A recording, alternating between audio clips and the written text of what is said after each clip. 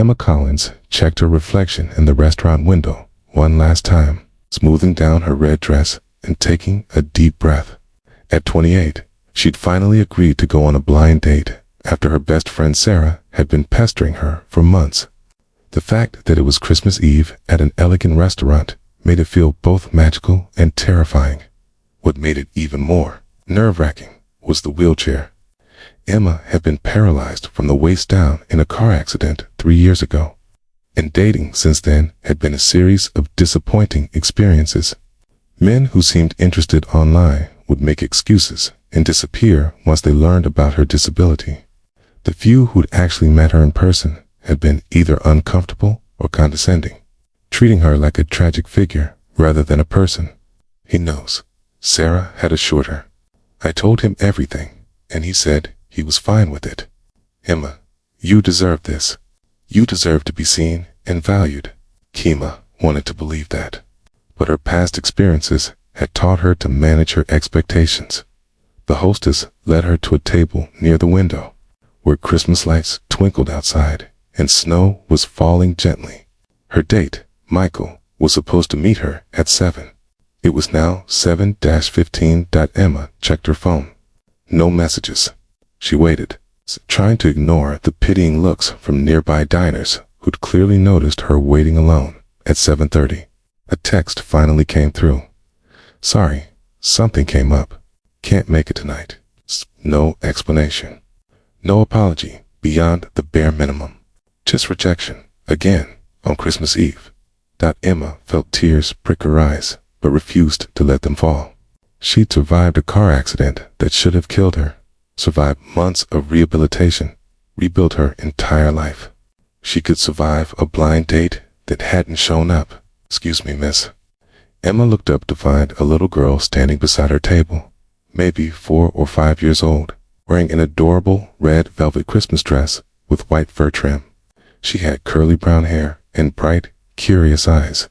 Yes, Emma managed, trying to smile. Are you sad? You look like you're about to cry. My daddy says nobody should be sad on Christmas. Emma felt her heart squeeze. I'm okay, sweetie. Just waiting for someone who isn't coming. That's mean, the little girl said with the blunt honesty of children. People should keep their promises, especially at Christmas. Lily, a male voice called, and a man hurried over, looking apologetic. I'm so sorry. She just wandered off while I was signing the check. Emma looked up at the man and felt her breath catch. He was handsome in a rugged way, wearing a navy suit that looked slightly uncomfortable on him, like he didn't wear formal clothes often. He had dark hair, kind eyes, and an expression of genuine concern as he looked at her. It's fine, Emma said. She was just keeping me company. Lily hadn't moved. She was studying Emma with the intense focus children have when processing something new. Why are you in a special chair? Lily, that's not polite, the man said, his face flushing. It's okay, Emma said gently. I'm in a wheelchair because my legs don't work anymore. I was in a car accident, and now I use this chair to get around. Does it hurt? Lily asked with genuine concern. Not anymore, Emma answered honestly. Sometimes I miss being able to walk, but I'm okay. Lily stepped closer, her small face serious. Can I hug you? You still look sad, and hugs make sad go away. That's what my daddy taught me. Emma felt tears spring to her eyes, but this time they were different tears. I would love a hug. Lily carefully climbed onto Emma's lap and wrapped her small arms around Emma's neck, squeezing tight. Emma held this sweet child and let herself feel the kindness, the pure compassion that had no pity in it, only love. When Lily pulled back, she said seriously, There, better now. So much better, Emma said, meaning it. Thank you, Lily. You're very kind. The man, who'd been watching with an expression Emma couldn't quite read, cleared his throat. I'm Marcus, by the way. Marcus Sterling. And I apologize for my daughter basically accosting you, but she has a talent for finding people who need kindness. Emma Collins, she replied. And please, don't apologize. Lily made what was turning into a terrible evening much better where you stood up? Marcus asked, then immediately looked mortified. I'm sorry, that's none of my business. It's okay, Emma said. Yes, I stood up. Blind date that apparently decided I wasn't worth showing up for. Marcus's expression hardened. Then, he's an idiot. Can Emma eat with us, Daddy? Lily asked suddenly. She's all alone and it's Christmas, and that's not right, Lily. We can't just invite ourselves to someone's dinner, Marcus started.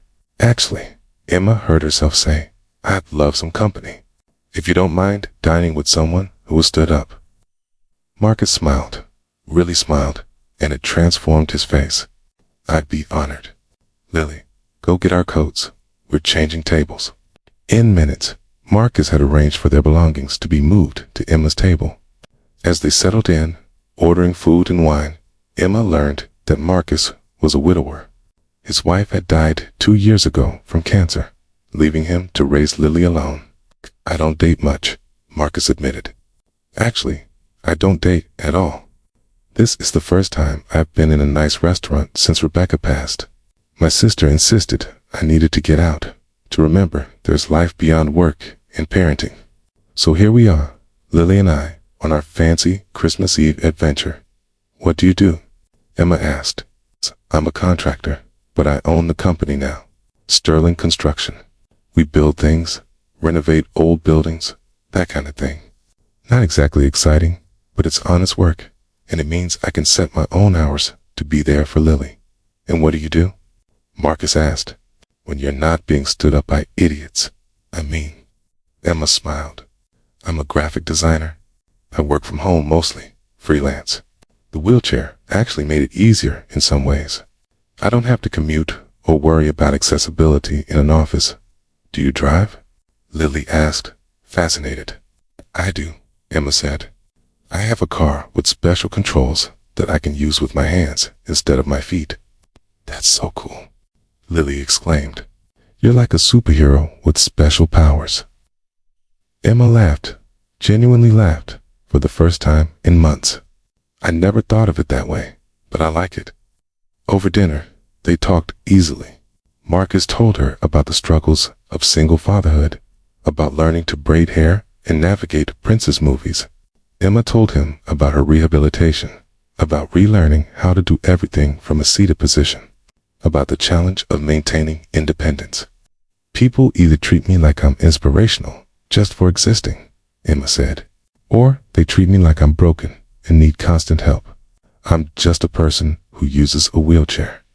I'm not inspirational for living my life, and I'm not helpless just because I can't walk. Does that make sense? Marcus said.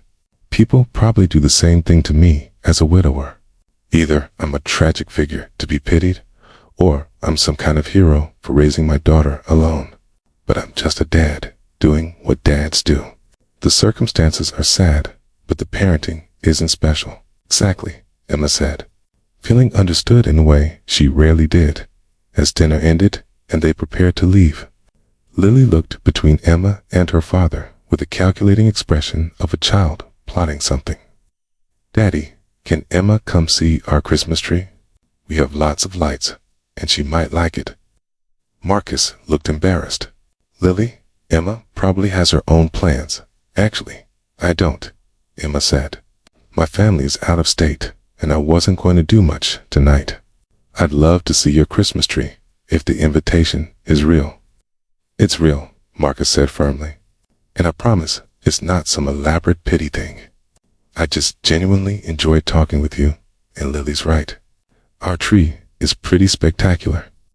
Marcus's house was a beautiful craftsman-style home, and Emma was relieved to see it had a ramp alongside the front steps. I had that built for my mother, Marcus explained. She had knee problems toward the end of her life. Makes it easier when I have clients in wheelchairs too. I always try to think about accessibility in my projects. Inside, the house was warm and inviting, decorated beautifully for Christmas. The tree was indeed spectacular, covered in lights and ornaments that clearly had sentimental value. Mommy and I made that one, Lily said, pointing to a handmade ornament. Before she went to heaven. Daddy puts it up every year. Emma felt her heart squeeze at the matter-of-fact way Lily spoke about her mother. The grief that was present, but not overwhelming. This was a house where loss had happened, but life continued with love and resilience. They drank hot chocolate and watched a Christmas movie, Lily insisting on sitting between Emma and Marcus on the couch. Somewhere during the second movie, Lily fell asleep, her head on Emma's lap. "She really likes you," Marcus said softly, carefully lifting his daughter without waking her and carrying her to bed. When he returned, he sat beside Emma on the couch, leaving comfortable space between them. "Emma, can I ask you something?" "Of course. Your date tonight. The guy who stood you up. Was it because of the wheelchair?" Emma hesitated, then nodded. "Probably." He didn't say it explicitly, just something came up. "But it's happened before. People say they're okay with it. Then they see me in person, and suddenly they're not okay with it." Marcus's jaw tightened. "That's their loss and their ignorance. Emma, I've spent the evening with you, and not once have I thought about your wheelchair unless you mentioned it. What I noticed was your kindness to my daughter. Your sense of humor, your intelligence, the way you really listen when people talk. Those things matter. Everything else is just details." "Most people don't see it that way," Emma said quietly. "Then most people are idiots," Marcus said firmly. "Emma, I know this is fast, and I know we just met under unusual circumstances, but I'd really like to see you again. Not because I feel sorry for you, or because I'm trying to be some kind of hero, but because I genuinely enjoyed every minute of this evening, and I'd like to have more minutes like it." Emma felt her heart racing. "I'd like that too. But Marcus, you should know what you're getting into. Dating someone in a wheelchair isn't always easy. There are accessibility issues, medical appointments, things that take longer or require planning. Some places I just can't go without significant accommodation. And dating a single dad isn't always easy either," Marcus countered. "There are parenting responsibilities, limited free time, a daughter who's going to have opinions about anyone I date. We both come with complications, Emma.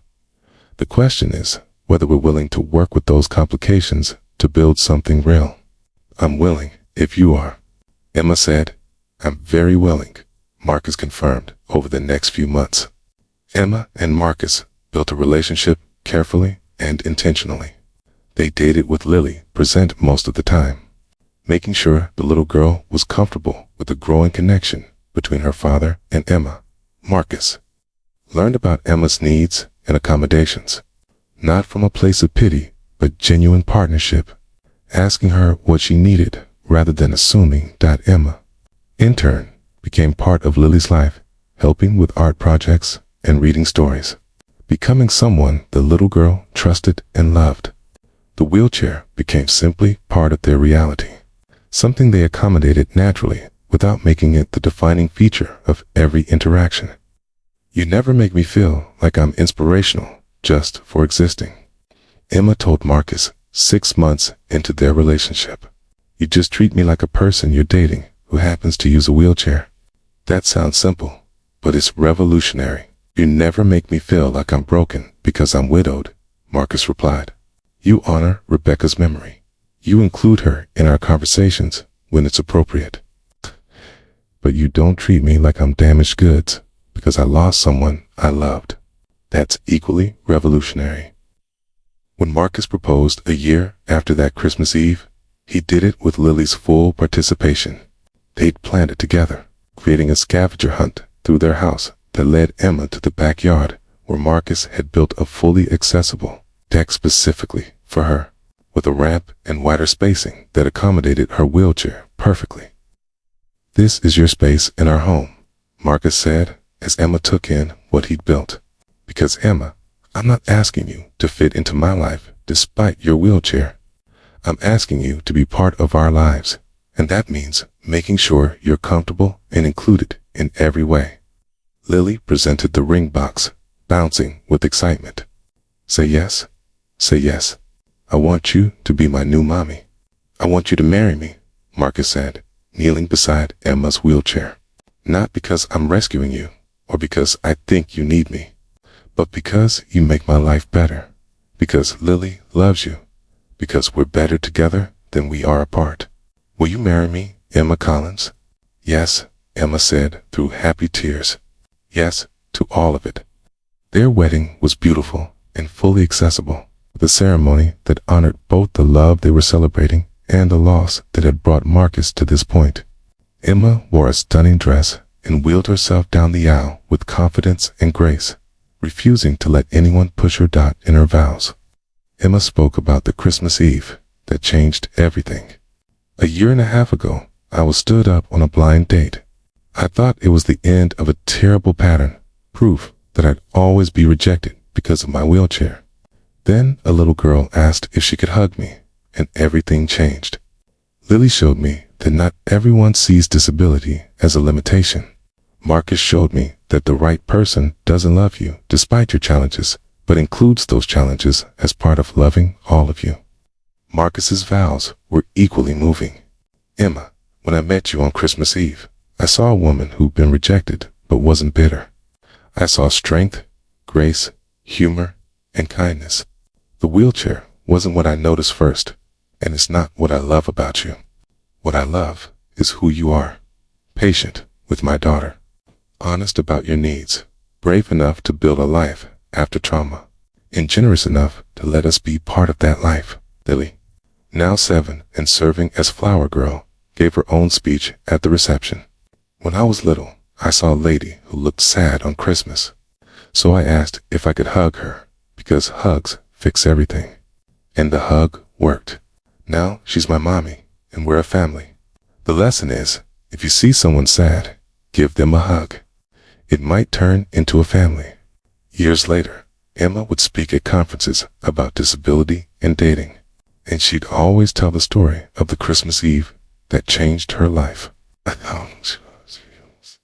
"I was rejected that night, stood up by someone who couldn't see past my wheelchair," Emma would say. "I thought it was proof that I'd always be too much, too complicated, too different. Then a 4-year-old girl asked if she could hug me, and her father saw me as a person rather than a disability. That changed everything." She'd pause, looking out at her audience. "The right people don't love you despite your disability. They love you, disability included, as part of who you are. They don't try to fix you or change you or treat you as inspirational just for existing. They just see you, value you, and build a life that includes you exactly as you are. That's what real love looks like. Not pity, not heroism, just partnership and genuine acceptance." And in the audience, Marcus and Lily would watch with pride, knowing that sometimes the best families are built from rejected blind dates, compassionate children, and people brave enough to see past surface differences to the human being underneath. If this story touched your heart, please like, share, and subscribe for more tales of love conquering prejudice, children's wisdom, and finding family in unexpected moments. Leave a comment about times when rejection led you to something better, or when someone saw your true worth beyond your circumstances. Share your thoughts on dating with disabilities, on teaching children about inclusion and compassion, on building relationships based on genuine acceptance rather than pity or inspiration. Remember, people with disabilities aren't looking for heroes or inspirations. They're looking for partners who see them as complete human beings, worthy of love exactly as they are.